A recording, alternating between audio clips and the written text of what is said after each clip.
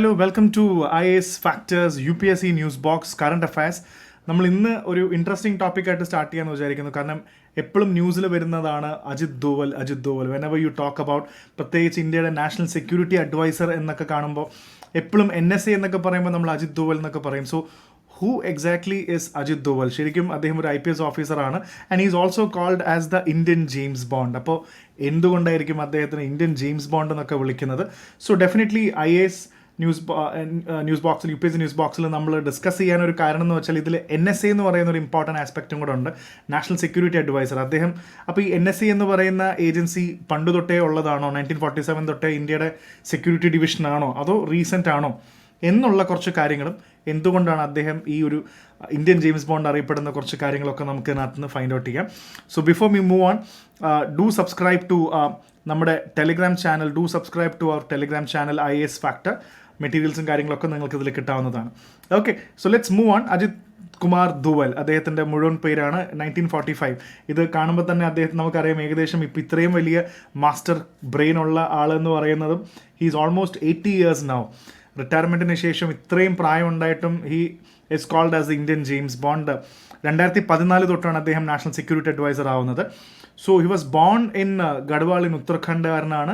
His father was also a major, GN Doval. So ചെറിയ പ്രായം തൊട്ടേ എനിക്ക് തോന്നുന്നു ആർമി ബാക്ക്ഗ്രൗണ്ടൊക്കെ വന്നതിന് ശേഷമായിരിക്കും അദ്ദേഹം ഇത്രയും ഒരു ലീഡർഷിപ്പും അദ്ദേഹത്തിൻ്റെ റെസിലിയൻസ് ഒക്കെ പുറത്തു വരുന്നത്. He was trained in the king George royal Indian military school. അത് പിന്നീട് അജ്മീർ മിലിറ്ററി സ്കൂളായി മാറി, സോ രാജസ്ഥാനിൽ. സോ NSA എന്ന് പറയുമ്പോൾ നമ്മൾ അദ്ദേഹത്തിന് ഒരുപാട് കാര്യങ്ങളിലാണ് നമ്മൾ ഓർക്കുന്നത്.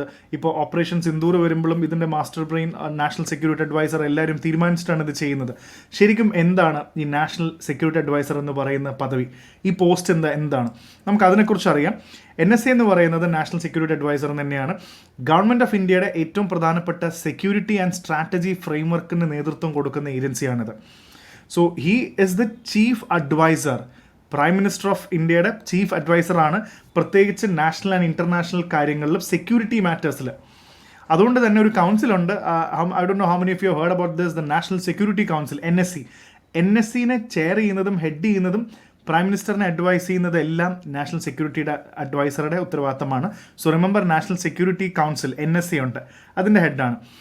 അതേപോലെ തന്നെ ഒരുപാട് കാര്യങ്ങൾ സ്ട്രാറ്റജിക് ആണെങ്കിലും ഇൻ്റലിജൻസ് മാറ്റേഴ്സ് ആണെങ്കിലും defence, home and external affairs മിനിസ്ട്രിയുടെ ഒരു പ്രധാനപ്പെട്ട കോർഡിനേറ്ററാണത്.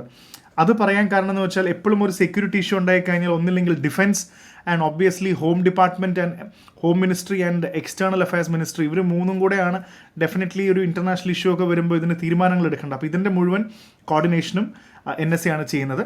നാഷണൽ സെക്യൂരിറ്റി ഇഷ്യൂസും ഫോറിൻ പോളിസിയും സെക്യൂരിറ്റി ഡോക്ട്രൈൻസിനെ കുറിച്ചിട്ടൊക്കെ കാര്യങ്ങളൊക്കെ ഡിസ്കസ് ചെയ്യുന്ന ഒരു പ്രധാന ഏജൻസിയും കൂടാണ് NSA എന്ന് പറയുന്നത്. സോ ശരിക്കും 1947 മുതലൊന്നും ഈ പൊസിഷൻ ഇല്ല. 1998 അടൽ ബിഹാരി വാജ്പേയിയുടെ ഗവൺമെൻറ്റിൻ്റെ സമയത്താണ് നമുക്ക് ഈ NSA എന്ന് പറയുന്ന ഒരു ഓർഗനൈസേഷൻ ഇവിടെ ഉണ്ടാക്കുന്നത്. And the first NSA was Brijesh Mishra, the very popular person. അന്ന് അദ്ദേഹം NSA മാത്രമായിരുന്നില്ല, പ്രൈം മിനിസ്റ്ററുടെ പ്രിൻസിപ്പൽ സെക്രട്ടറി ആയിരുന്നു. സോ രണ്ട് പ്രധാനപ്പെട്ട പങ്കായിരുന്നു, റോളാണ് അദ്ദേഹം വഹിച്ചിരുന്നത്. ഒന്ന് പ്രിൻസിപ്പൽ സെക്രട്ടറിയും അതേപോലെ തന്നെ ഇതും. ആൻഡ് അത് മാത്രമല്ല, look at the classy image of Brajesh Mishra. And അദ്ദേഹം ഒരു IPS ഓഫീസർ ആയിരുന്നില്ല. Ajit Doval is an IPS officer. ഇദ്ദേഹം ഒരു IFS ഓഫീസറാണ്, distinguished Indian foreign service officer from the 1951 ബാച്ചാണ് ഇദ്ദേഹം, ബ്രജേഷ് മിശ്ര. സോ എത്ര പഴയ സീനിയർ ഓഫീസറാണെന്ന് നിങ്ങൾക്ക് ഇതും തന്നെ മനസ്സിലായിട്ടുണ്ടാവും. ആൻഡ് ദ നെക്സ്റ്റ് ഇസ്, എന്തിനാണ് 1998 മുന്നേ അപ്പോൾ എങ്ങനെയാണ് ഇത്തരം ഒരു പൊസിഷൻ ഹാൻഡിൽ ചെയ്തിരുന്നത്? അന്ന് നാഷണൽ ഇൻ്റർനാഷണൽ സെക്യൂരിറ്റി ഇഷ്യൂസ് ഒക്കെ വരുന്ന സമയത്ത് principal secretary to the prime minister of India, cabinet secretary, defence ministry and home ministry അവരുടെ മിനിസ്റ്റേഴ്സും, intelligence bureau IB and research and analysis wing, റോയിൻ്റെയും IBയുടെയും ചീഫുകൾ എല്ലാവരും കൂടെ ചേർന്നിട്ടാണ് ഒരു തീരുമാനം എടുത്തിരുന്നത്. പിന്നീട് കാർഗിൽ വാറിന് ശേഷമൊക്കെ സംഭവിച്ചെന്താണെന്ന് വെച്ചാൽ ഒരു ഇൻഡിപെൻഡൻറ്റ്, ഒരു വലിയൊരു ഗ്യാപ്പ് ഉണ്ടെന്ന് മനസ്സിലായി സെക്യൂരിറ്റി ഫ്രെയിംവർക്കിൽ. എല്ലാവരും കൂടെ ചേർന്ന് പറ്റാത്തതുകൊണ്ടാണ് ആ ഗ്യാപ്പ് തിരിച്ചറിഞ്ഞിട്ടാണ് they created a new body call national security advisor. അപ്പോൾ കാർഗിൽ വാറിന് ശേഷം തന്നെയാണ് ഇങ്ങനെ ഒരു ഇൻഡിപെൻഡൻറ്റ് അതോറിറ്റി വരുന്നതെന്നുള്ളൊരു സംഭവം കൂടെ മനസ്സിലാക്കുക. So and some of the most popular ആൾക്കാരെന്ന് പറയുന്നത് Brijesh Mishra, JN Dikshit and MK Narayan മലയാളിയാണ്, ശിവശങ്കർ മേനോൻ മലയാളിയാണ്, പിന്നെ അജിത് ദോവൽ IPS ഓഫീസർ. ഇതുകൊണ്ടാണ് NSA എന്ന് പറയുന്നത് ഒരു സംഭവം നിങ്ങൾക്ക് മനസ്സിലായെന്ന് വിചാരിക്കുന്നു. ഇനി അടുത്തത് who is Ajit Doval, the Indian James Bond. അപ്പോൾ ത്രൂ ഔട്ട് ഇതിനകത്ത് പറയുമ്പോൾ അദ്ദേഹത്തിൻ്റെ ഒരു ചെറിയൊരു ബ്രീഫ് ഹിസ്റ്ററി പറയാം. പിന്നെ വളരെ പ്രധാനപ്പെട്ട ഇന്ത്യ കണ്ടിട്ടുള്ള മെയിനായിട്ടുള്ള കുറേ സെക്യൂരിറ്റി ഇഷ്യൂസിലൊക്കെ കീ റോള് വഹിച്ച ഒരാളാണ്. സോ ഇദ്ദേഹത്തിൻ്റെ പ്രൊഫൈല് നമ്മൾ അനലൈസ് ചെയ്യാന്നതിനപ്പുറത്തേക്ക് അദ്ദേഹം ലീഡ് ചെയ്തിട്ടുള്ള അല്ലെങ്കിൽ പാർട്ടായിട്ടുള്ള ഒരുപാട് ഇഷ്യൂസും നമുക്കിതിൽ മനസ്സിലാക്കാൻ സാധിക്കും. പിന്നെ ഒരു James Bond, so this is Pierce Brosnan, പഴയ ബോണ്ടാണ്, മൈ ഫേവറേറ്റ് ബോണ്ട്സ്, അതുകൊണ്ടാണ് ആ പടം വെച്ചത്. അദ്ദേഹം ഒരു ബ്രിട്ടീഷ് സ്പൈനെ ഓർമ്മിപ്പിക്കും വിധം അത്രയും ഇൻട്രസ്റ്റിംഗ് ആയിട്ടുള്ള കാര്യങ്ങൾ അണ്ടർ കവർ ഓപ്പറേഷൻസ് ചെയ്തുകൊണ്ട് തന്നെയാണ് അദ്ദേഹത്തിനെ ജെയിംസ് ബോണ്ട് എന്ന് വിളിക്കുന്നത്. എന്തൊക്കെയാണെന്ന് നമുക്ക് നോക്കാം. ഇന്ത്യൻ പോലീസ് സർവീസ് IPS ഓഫീസറായി മാറുന്നു. ഏറ്റവും കേരളക്കാർക്ക് മലയാളി എന്ന രീതിയിൽ he was actually posted in Kerala കേഡറിലെ ഓഫീസറായിരുന്നു 1968.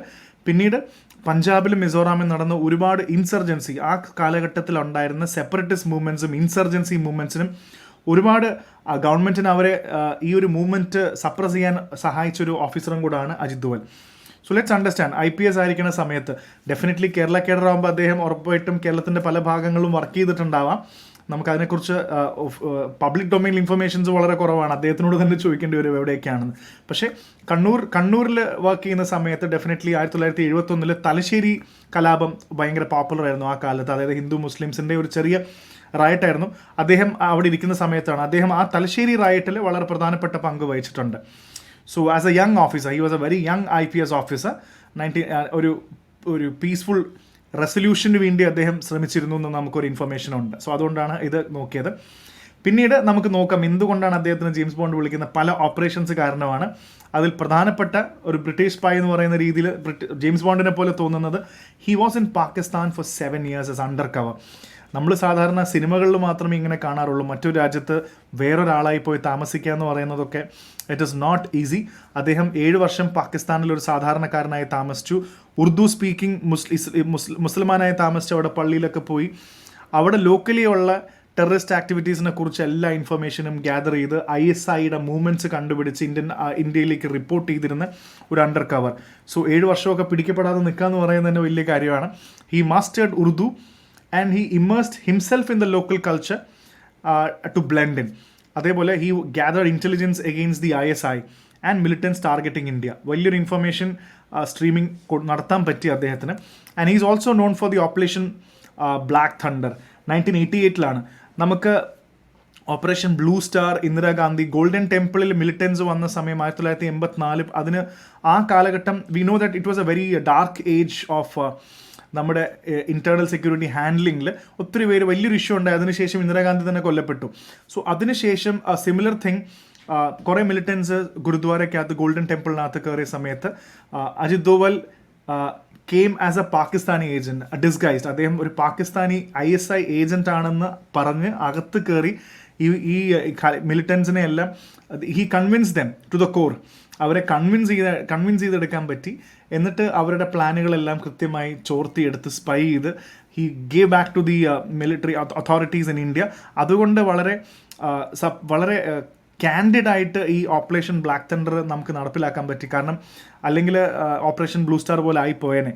സോ ഇതിലും ഒരു പാകിസ്ഥാനി ഏജൻ്റായിട്ടൊക്കെ വന്ന് ഇൻഫിൽട്രേറ്റ് ചെയ്ത് അതിനകത്ത് വന്ന് എല്ലാ കാര്യങ്ങളൊക്കെ മനസ്സിലാക്കിയെടുക്കുക എന്ന് പറയുന്നത് it's not an easy task. Khalistani സപ്പോർട്ടേഴ്സിൻ്റെ എതിരെ കൂടെയാണ് അവർ സപ്പോർട്ട് ചെയ്തത്, കൂടെ നിന്ന് ഇൻഫർമേഷൻ എടുത്തത്. സോ അതുകൊണ്ടാണ് ഓപ്പറേഷൻ ബ്ലൂ സ്റ്റാർ പോലെ ഒത്തിരി പ്രശ്നം ഇല്ലാതെ ഈ ഒരു ഓപ്പറേഷൻ നടത്താൻ പറ്റിയത്.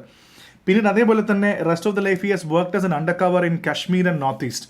So definitely Kashmir and north east എന്ന് പറയുമ്പോൾ ആ കാലഘട്ടത്തിൽ കാശ്മീർ വാസ് റിനോൺഡ് ഫോർ അന്നും സെപ്പറേറ്റിസ്റ്റ് മൂവ്മെൻറ്റ്സ് ഉണ്ട്. നോർത്ത് ഈസ്റ്റ് എസ്പെഷ്യലി മിസോറാം ഏരിയാസിലൊക്കെ it was the heights of insurgency in those time. അപ്പോൾ ഈ രണ്ട് സ്ഥലത്തും കശ്മീരിലും he was actually an undercover agent. അവിടെ ഹാർഡ് കോർ മിലിറ്റൻസിനെ he converted those hardcore militants into counter ഇൻസർജൻസ്.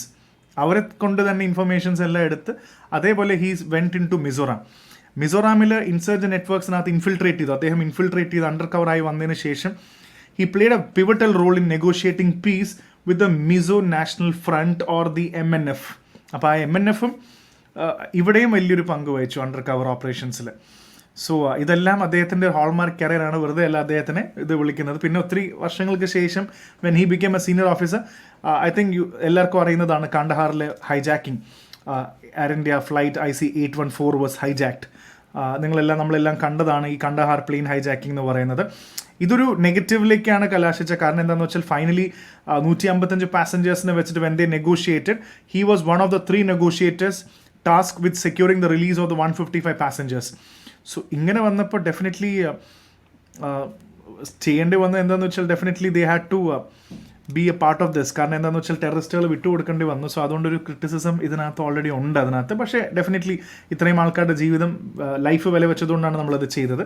പിന്നീട് towards the last stint he was the director of the intelligence bureau. ഒരു IPS ഓഫീസറിനൊക്കെ എത്താൻ പറ്റുന്ന ഏറ്റവും വലിയ പൊസിഷൻസിൽ ഒന്നാണ്. IB, RAW, CBI ഒക്കെ അതിൻ്റെയൊക്കെ ഹെഡായി വന്നു.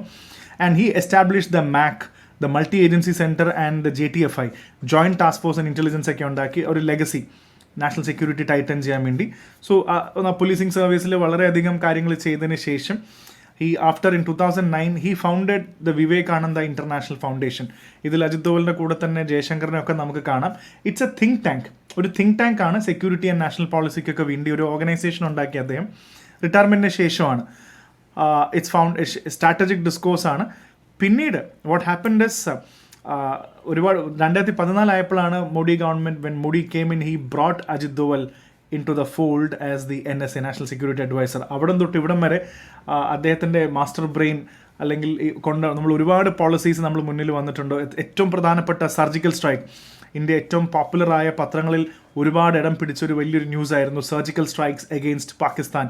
ഉറി സിനിമ അറ്റാക്കൊക്കെ നിങ്ങൾ കണ്ടിട്ടുണ്ടാവും. So he master mind the surgical strikes. അങ്ങനെ സർജിക്കൽ സ്ട്രൈക്ക് ചെയ്യാം across the line of control, Pakistan occupied കശ്മീരിൽ പോയി ചെയ്യാമെന്നൊക്കെ അദ്ദേഹം തെളിയിച്ചു. അത് it was a massive offence. അതിനുശേഷം ബാലാക്കോട്ട് എയർ സ്ട്രൈക്ക് 2019 പുൽവാമയിൽ നടന്ന ഇഷ്യൂ നിങ്ങൾക്കറിയായിരിക്കും. 40ഓളം CRPF ഓഫീസേഴ്സ് വെ കിൽഡ്.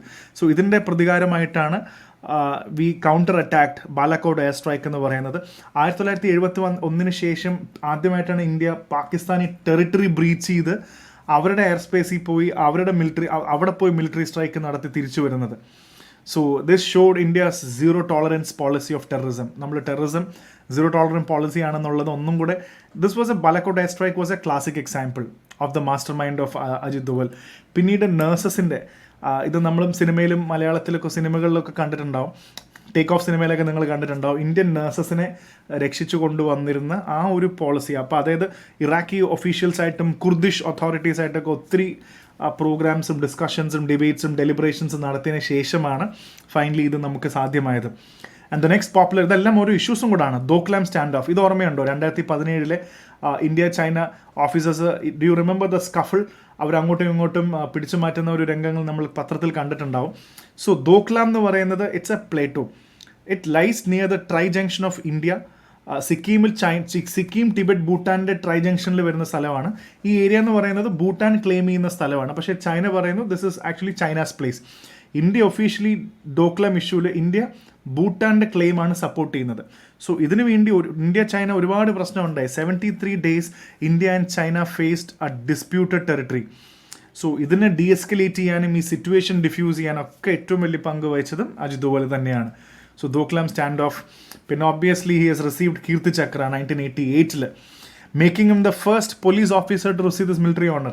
സാധാരണ ആർമിക്കാർക്കാണ് നമ്മൾ കീർത്തി ചക്ര കിട്ടുന്നത് കാണുന്നത്. ഇദ്ദേഹത്തിൻ്റെ അണ്ടർ കവർ ഓപ്പറേഷൻസും ജെയിംസ് ബോണ്ട് സ്റ്റൈലും കൊണ്ടായിരിക്കും he is a first police officer to receive this owner.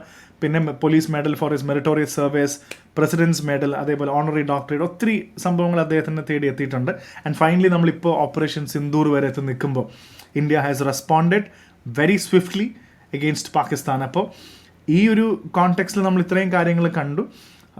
Definitely ഇത്രയും നല്ലൊരു നാളെ IPS ആവണം എന്നൊക്കെ ആഗ്രഹിക്കുന്ന ഒരുപാട് ആൾക്കാരുണ്ട്. ആക്ഷൻ വേണമെന്ന് ആഗ്രഹിക്കുന്ന ആൾക്കാരുമുണ്ട്. Definitely IPS has that capacity to take you to that level. So definitely ഇത്രയും കാര്യങ്ങളായിരുന്നു പറഞ്ഞത്. So definitely do subscribe to our channel IAS Factor. And ഇനി അടുത്ത സെഷനിൽ നമുക്ക് കാണാം. Thank U.